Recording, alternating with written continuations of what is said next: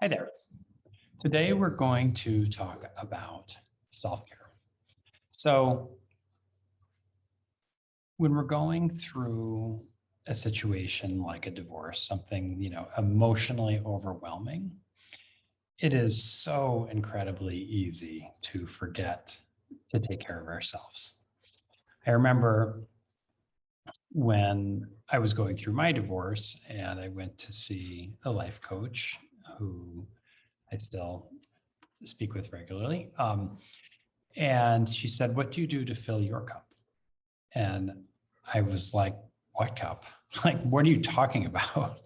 He said, I'm the person who helps other people. That's how I fill my cup. And she's like, "No, you can't pour from an empty cup," which of course is sort of cliche, but it's true. If you aren't taking care of yourself, you can't really think clearly. You can't take care of anybody else. And when it comes to divorce, where you have to make such important decisions, it can cause you to be paralyzed and overwhelmed. It can create a situation where you really aren't thinking clearly. And there are some important decisions to be made. So it's so critical that we learn what self care practices will really help restore ourselves to the best version of ourselves.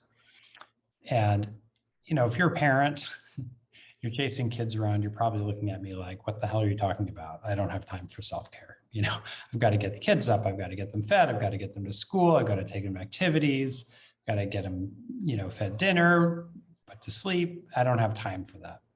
But again, you cannot take care of your children if you aren't taking care of yourselves. And even if your self-care practice is a tiny little sliver of your day, I promise you, you can find some way to fit some of these things in. So what is self-care? Again, I was the I was the person who had never even heard of such a thing before. And so, there are three what I think of as pillars or avenues of self-care. There's physical self-care, there's mental self-care, and emotional, or sometimes called spiritual self-care. So all of these are important. What you need to fill your cup is very specific and individual to you. So I'm just going to go through them quickly. What I'm going to talk about is by no means an exhaustive list. These are just some examples.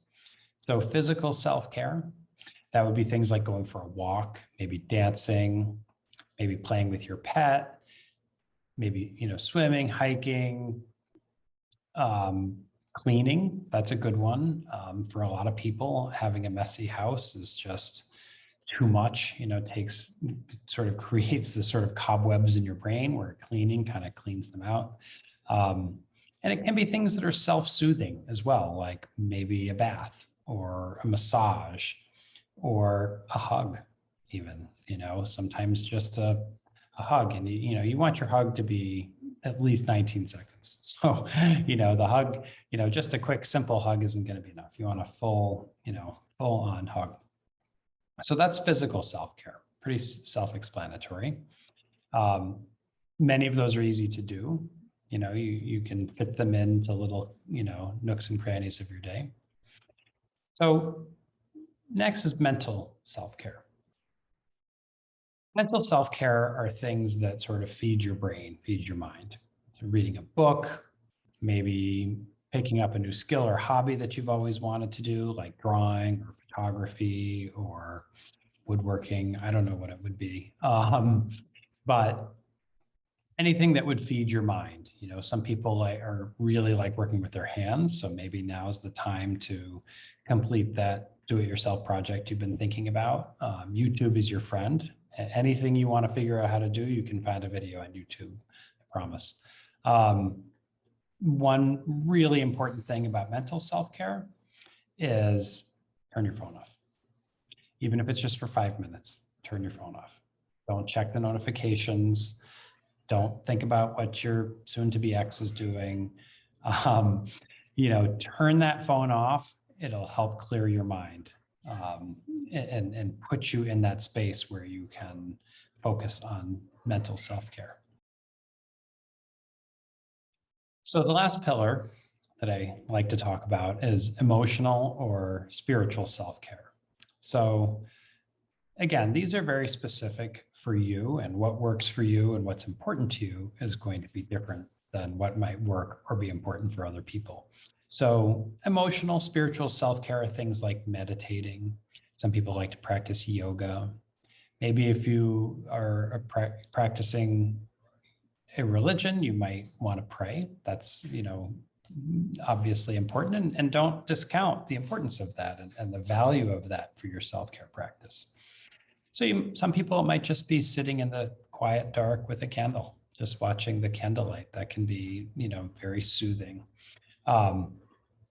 If you're an extrovert, you might be talking with friends, and I recommend you really work on having a great core group of friends to help you through this. Journaling is another sort of spiritual practice that you might engage with. I think journaling is important for everybody, even if you don't love doing it.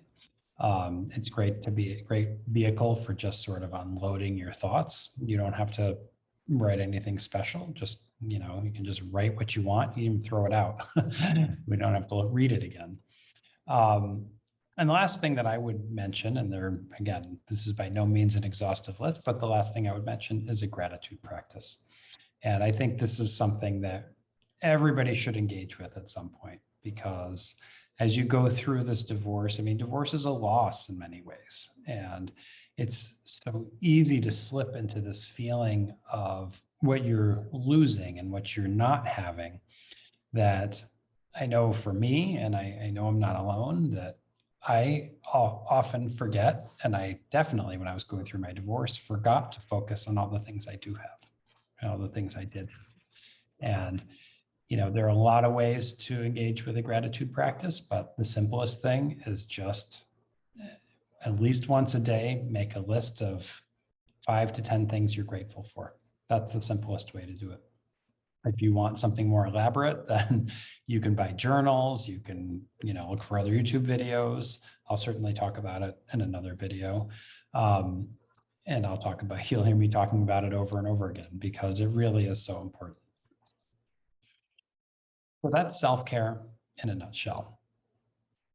As I mentioned, it's so important to getting yourself through this transitional period of your life. And once you're on the other end, it's going to be important for you then as well. So I hope this has been helpful. Subscribe to my channel if you haven't already for more videos like this. Check out my website, and I hope to see you all very soon.